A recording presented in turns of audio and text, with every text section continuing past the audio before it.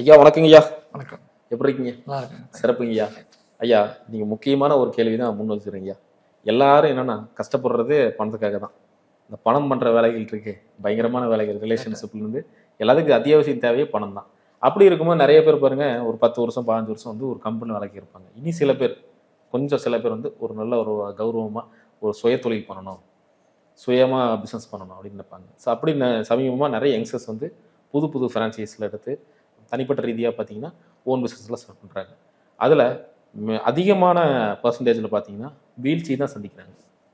ஏன்னா லாஸஸ் ஆயிடுச்சு, கொஞ்சம் அகலக்கால் வச்சுட்டோம், ஹியூஜாக இன்வெஸ்ட்மெண்ட் பண்ணிட்டோம், அதுவும் கடன் வாங்கி நான் பண்ணிட்டேன், ஸோ என் பார்ட்னர் விட்டு என்னை விட்டு ஓடிட்டான், நான் கொஞ்சம் பயந்துட்டேன், அதனால் இந்த பொருளை கொண்டு போய் விற்கிற மாதிரி ஆயிடுச்சு, கொஞ்சம் யோசிச்சிருக்கலாமோ, இல்லை அந்த ஆஃபீஸில் இருந்து வேலை பார்த்துருக்கலாமோ அப்படிலாம் ஃபீல் பண்ணுறாங்க.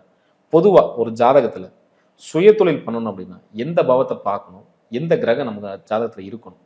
ஆக்சுவலாக வந்துங்க, இப்போ ஒருத்தருக்கு வந்து அந்த தனபாவம் ஆக்சுவலாக நல்லா இருக்கணும். அவரோட தனாதிபதி ஆக்சுவலாக நல்ல பொசிஷனில் இருக்கணும். அவர் 6-8-12 போய் அது மறையக்கூடாது. இன்னொன்று தொழில் ஸ்தானங்கிற போது 10ஆம் அதிபதி, 10ஆம் அதிபதி நல்லா இருக்கணும். அவர் 6-8 போய் அது மறைஞ்சு அவர் வாங்கின சாரமும் அதிபதியும் கெட்டு போயிருந்ததுன்னா அவருக்கு அந்த சுய தொழில்ங்கிறது செட் ஆகாது. அதே மாதிரி அவருடைய இப்போ ஒரு தொழில் செஞ்சாருனாலும் அதை வந்து லாபத்தை கொடுக்குமா, அப்போ லாபாதிபதி நம்ம எடுத்து செக் பண்ணணும். ஸோ உங்களுக்கு தனாதிபதி, உங்களுக்கு லாபாதிபதி, 10ஆம் அதிபதி, இந்த மூணையும் நம்ம வந்துங்க அது பர்ஃபெக்டாக பார்த்து, அதாவது 2, 10, 11. ஆமாங்க, இவருக்கு தனம் வரும், இவருக்கு தனம் வரும் வழி எதுன்னு பார்க்கணும். இவருக்கு தொழில் மூலியமா வருதா, இல்லை ஏதாச்சும் ஜாப் மூலியமா வருதா, அது கவர்மெண்ட் ஜாபா இல்லை ப்ரைவேட் ஜாபா, இல்லை எந்த மாதிரி செக்டாரு, இவர் டாக்டரா, இவருக்கு எது மூலியமா வரும். அற்புதமா சொன்னீங்க. ஏன்னா நிறைய பேர் நீங்க பண்ற தப்பே என்னன்னா, நம்ம கட்டத்துல என்ன இருக்கு, நம்ம எதுக்காக என்ன வேலைக்கு போனா நமக்கு கரெக்டா இருக்கும் அப்படின்னே தெரியாம நிறைய பேர் பண்றாங்க. இப்போ ஒருத்தருக்கு நல்ல ஒரு என்ன சொல்ற ஒரு அரசு அதிகாரமாகக்கூடிய ஒரு வாய்ப்பு இருந்ததுன்னா அவரு போய் வேற பிசினஸ் பண்ணிட்டு இருப்பாரு. ஸோ அந்த மாதிரி ஒவ்வொரு கிரகம் வந்து நம்ம ஒவ்வொரு பர்த் சார்ட்லயுமே ஒரு பவரான விஷயத்தை கொடுத்துட்டே இருக்கும். ஸோ அதை இன்னைக்கு வந்து யாருமே பாக்குறது இல்லை. அதை பத்தி சொல்லுங்க. ஆமாங்க, அதனால தான் மெயினாக வந்து அவருடைய தனம் வரும் வழி நம்ம பிடிச்சிக்கணும். ஸோ 2ஆம் அதிபதி எந்த மாதிரி இருக்காரு, எந்த டிபார்ட்மெண்ட்ல இருந்து நம்மளுக்கு பணம் வரும், 2ஆம் அதிபதி எந்த பொசிஷன்ல இருக்காரு, அவர் எந்த இடத்துல உட்காந்துருக்காரு, பிளஸ் அவர் எந்த சாரம் வாங்கியிருக்காரு, அந்த சாராதிபதி எப்படி இருக்காரு, அவருக்கு அந்த 2ஆம் அதிபதியை அவர் வந்து அவர் குரு சுக்கிரனோட தொடர்பு இருக்காரா, இல்லை வேற ஏதாவது உங்களுக்கு பாபகிரகனோட தொடர்பு இருக்காரா, ஸோ அவருக்கு தனம் வந்து அவர் ரெகுலராக வருமா. ஸோ இத்தனை விதமான இதையும் நம்ம எடுத்து பார்க்கணும். ஸோ அப்போ தனம் நல்லபடியாக ரெகுலராக வரும். அது ப்ளஸ் வந்து அவருக்கு வந்து 2ஆம் அதிபதியும் அவருக்கு 6ஆம் அதிபதியும் லிங்க்ல இருந்துச்சுன்னா அவருக்கு ஜாப் மூலியமா நமக்கு வருமானம் வரும்.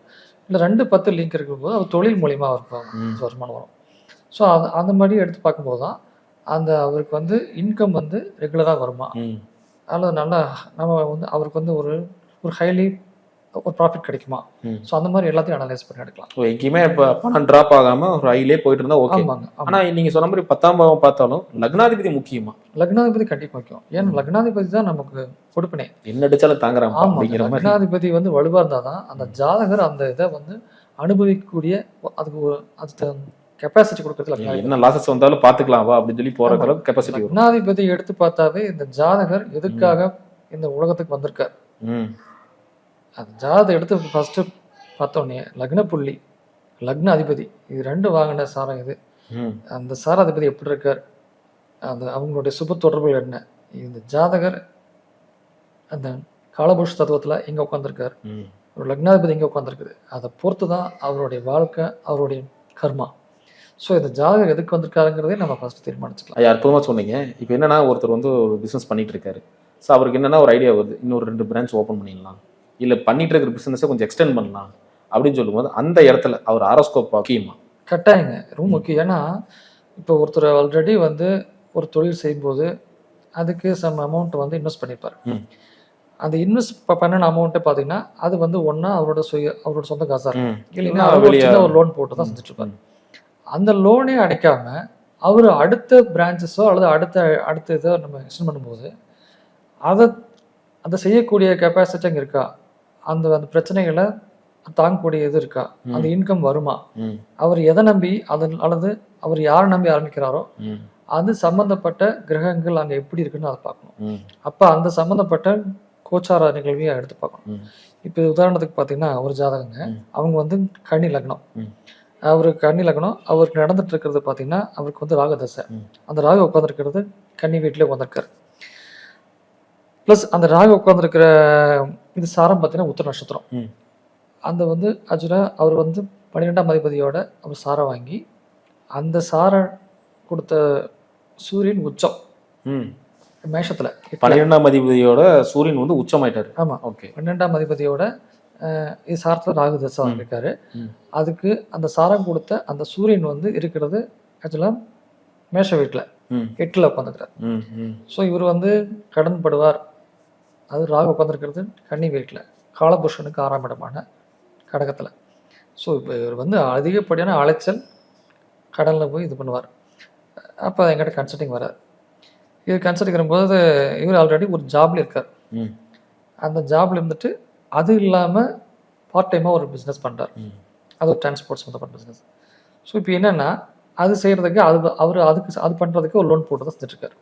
நான் சொன்னேன், நீங்கள் ராகு வந்து கண்டிப்பாக உங்களுடைய கடனை அதிகப்படுத்துவார். நீங்கள் என்னென்னா அந்த இடத்துல உங்களுடைய உழைப்பு அதிகம் எடுத்துக்கோங்க, கடனை முடிஞ்ச அளவுக்கும் குறைச்சிக்கோங்க அப்படின்னு சொன்னேன். அவர் வந்து சரி அது கடன் வாங்கி தான் அந்த இது பண்ண ஆரம்பிச்சுட்டு திருப்பி ஒரு 2-3 மந்த்ஸ் அதுக்கு கழித்து அந்த கடனே ஒன்றும் அடையலை. அப்புறம் என்ன ஃபோன் பண்ணுறாரு எங்களுக்கு அடுத்து கன்சல்டிங் பண்ணுறாரு. சார் இப்போ இந்த பிஸ்னஸ் இந்த டிரான்ஸ்போர்ட்டை இன்னொரு அடிஷனல் வெஹிக்கிள் லோன் வாங்குகிறேன், அது என்னோட தம்பிக்காக வாங்குகிறேன். எனக்கு தம்பி என் கூட வந்துட்டுருக்காரு. இப்போ அவரை நம்பி நம்ம அடுத்த நான் பிஸ்னஸை நான் திருப்பி ஆரம்பிக்கிறேன், அடிஷனல் லோன் போடுறேன். நாளைக்கு அந்த லோன் எனக்கு எல்லாம் ரெடி ஆகிடுச்சு, நாளைக்கு இது எனக்கு டோட்டலாக எனக்கு சேங்ஷன் ஆகுது, இது நான் செய்யலாமான்னு கேட்குறாரு. எப்போங்க? நாளைக்கு லோன் போடுறத இன்னும் கேட்குறாரு. நான் டக்குன்னு அவரோட ஜாதகத்தை எடுத்து பார்க்குறேன். கன்னி லக்னத்துக்கு 12ல் செவ்வாய் அது உட்காந்துருக்கிறது சிம்ம வீட்டில். செவ்வாய் வாங்கின சாரம் பார்த்திங்கன்னா பூரம். கரெக்டாக கேது வந்து அந்த டைமில் பூரத்துக்கு வரப்போகிறார். இன்னும் ஒரு மாதத்துக்கு 1.5 மாதத்துக்கு வரப்போகிறார் அந்த டைமிங். நான் அவர் ஜாதகம் பார்த்த டைமில் இவருடைய இப்போ செவ்வாய் யாருன்னா இந்த லக்னத்துக்கு 3 கூடியவர் ப்ளஸ் 8 கூடியவர் செவ்வாய் தான். இவருடைய இளைய சகோதர ஸ்தானமான இந்த செவ்வாய் மேலே அந்த கேது வரப்போகிறார். நான் சொன்னேன், இங்கே பாருங்கள், உங்களுக்கு இப்போ 8ஆம் அதிபதியான செவ்வாயும் உங்களுடைய இளைய சகோதர ஸ்தானத்தை குறிக்கக்கூடிய இந்த செவ்வாய் மேலே இப்போ கோச்சார கேது வரப்போகிறார்.